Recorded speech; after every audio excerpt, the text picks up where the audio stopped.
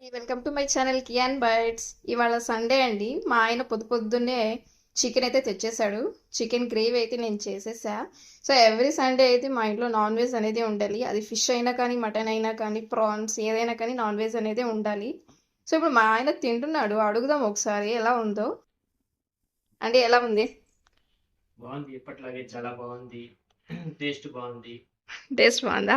ఉప్పు కారం సరిపోయిందా? అంత సరిపోయిందా? మసాలా ఎక్కువైందా?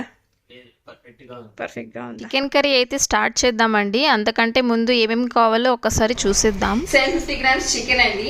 ముందే వాష్ చేసుకోవాలి. కొంచెం సాల్ట్, కొంచెం టర్మరిక్ పౌడర్ వేసి కడుక్కోవాలి.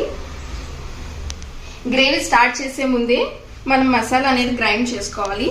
దానికి కావాల్సింది ఒక టేబుల్ స్పూన్ కొరియాండర్, 6-7 కాజు, ఒక 2 ఇంచులు కొబ్బరి, అండ్ ఇది ఒక జాపత్రి అండి. అందులో హాఫ్ జాపత్రి అయితే సరిపోతుంది.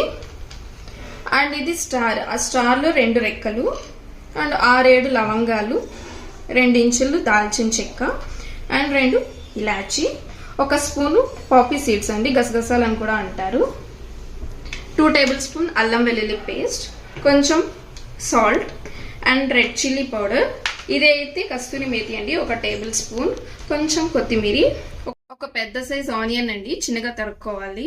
అలానే ఒక మీడియం సైజ్ టమాటో, దీనికి కూడా చిన్నగా కట్ చేసుకోవాలి. ఫస్ట్ ఒక గిన్నె పెట్టుకుందాం. ఆయిల్ అయితే వేడైంది. ఆనియన్స్ వేసిద్దాం.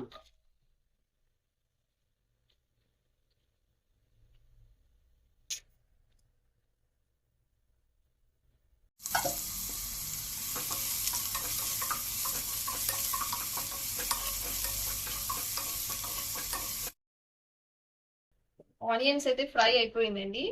నెక్స్ట్ కసూరి మేతి వేసేద్దాం. నెక్స్ట్ టమాటోస్ యాడ్ చేద్దాం.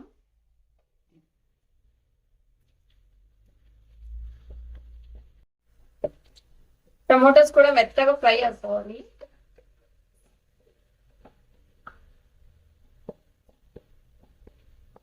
సో ఫ్రై అవ్వాలి అంటే కొంచెం సాల్ట్ వేద్దాం. సాల్ట్ వేసి ఫ్రై చేస్తే తొందరగా సాఫ్ట్ అయిపోతాయి. ఇక్కడ నేను క్లీన్ చేసుకున్న చికెన్ వేసుకున్నానండి. అలానే కొంచెం సాల్ట్ కూడా వేసేసుకున్నా. ఆల్రెడీ మనం టమాటోలో సాల్ట్ వేసాం కదా, సో ఇప్పుడు ఇంకొంచెం. సో టోటల్ ఇందులో 1 స్పూన్ అయితే వేసాను. కలుపుదాం.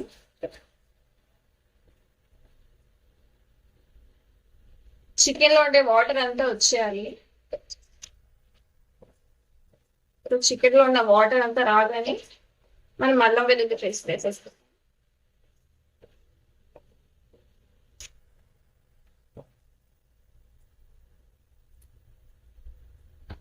ఇంకొక 2 మినిట్స్ ఫ్రై చేసుకుందాం. చూద్దాం చికెన్ ఫ్రై అయ్యిందా. సో చికెన్ అయితే ఫ్రై అయిపోయిందండి. 2 టేబుల్ స్పూన్ అల్లం వెల్లుల్లి పేస్ట్. సో ఈ స్పూన్లో 2 టేబుల్ స్పూన్ అయితే సరిపోతుంది. సో ఒకసారి బాగా కలిపేసుకుంటాం.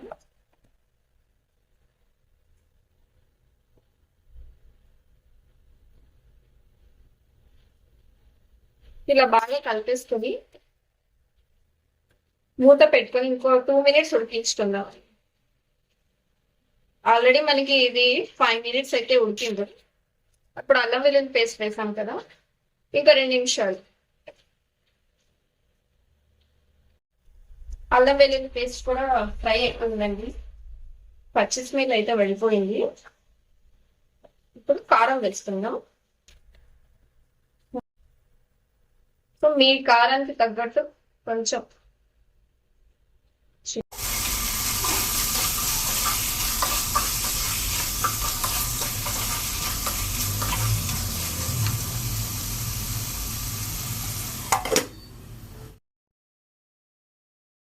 నేను కలర్ కోసం కాశ్మీరీ రెడ్ చిల్లీ పౌడర్ వేస్తున్నా. ఇంతకు ముందు వేసిన కారం పొడి అయితే అది కలర్ లేదండి, అది ఇంట్లో చేసిన కారం పొడి. ఇంకొకసారి కలిపేసుకుందాం.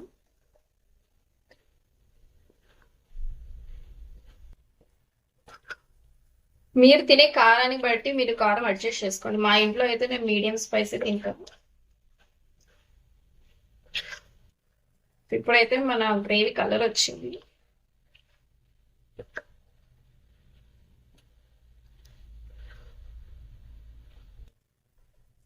మనం మసాలా గ్రైండ్ చేసి పెట్టుకున్నాం కదండి, అది ఇప్పుడు వేసేద్దాం. ఇందులో కొంచెం వాటర్ వేసుకొని కూడా వేసేద్దాం. మసాలా వాటర్ అండి. సో ఇప్పుడు దీన్ని మసాలా వేసాం కదండి, ఆ మసాలాలో ఇంకొక 5 minutes ఉడికించుకుందాం. ఆ పచ్చి స్మెల్ అంతా పోవాలి. పచ్చి స్మెల్ వెళ్ళిపోయాక గ్రేవీకి సరిపోయేంత వాటర్ వేసి ఇంకొక 15 minutes అయితే మన గ్రేవీ రెడీ అయిపోతుంది. ఇక్కడ ఫ్రై అయిపోయిందండి. ఇప్పుడు గ్రేవీకి కావాల్సినంత వాటర్ వేసుకుందాము.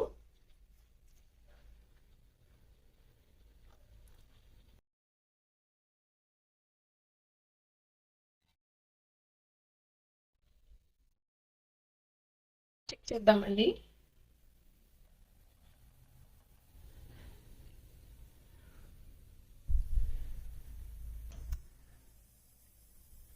నాకైతే సాల్ట్ తగ్గింది. ఇంకొంచెం నేను సాల్ట్ వేస్తున్నా. ఇంకో 5 minutes అయితే మన గ్రేవీ రెడీ అయిపోతుంది. చికెన్ అయితే ఉడికిందండి, గ్రేవీ కూడా చిక్కపడింది, ఆయిల్ అంతా బయటకు వస్తుంది. మీకు ఈ గ్రేవీ సరిపోతుందంటే ఇక్కడితో స్టవ్ ఆఫ్ చేసుకోవచ్చు. ఇంకా కొంచెం మీకు గ్రేవీ గట్టిగా కావాలంటే ఇంకొక 2 minutes పెట్టుకుంటే గ్రేవీ చిక్కబడుతుంది. నాకైతే ఇంకా కొంచెం గ్రేవీ చిక్కగా అవ్వాలా. చూద్దామండి గ్రేవీ అయిపోయిందా. చూసారా, ఆయిల్ అంతా బయటకు వచ్చేసింది. మన చికెన్ కర్రీ అయితే రెడీ. పైన కొంచెం కొత్తిమీర గార్నిష్ చేసుకుందాం. చికెన్ కర్రీ అయితే అయిపోయిందండి. మీరు కూడా ఒక్కసారి నా స్టైల్లో ట్రై చేసి చూడండి. మీకు ఎలా వచ్చిందో నాకు కామెంట్ సెక్షన్లో చెప్పండి. Thank you for watching. Bye bye.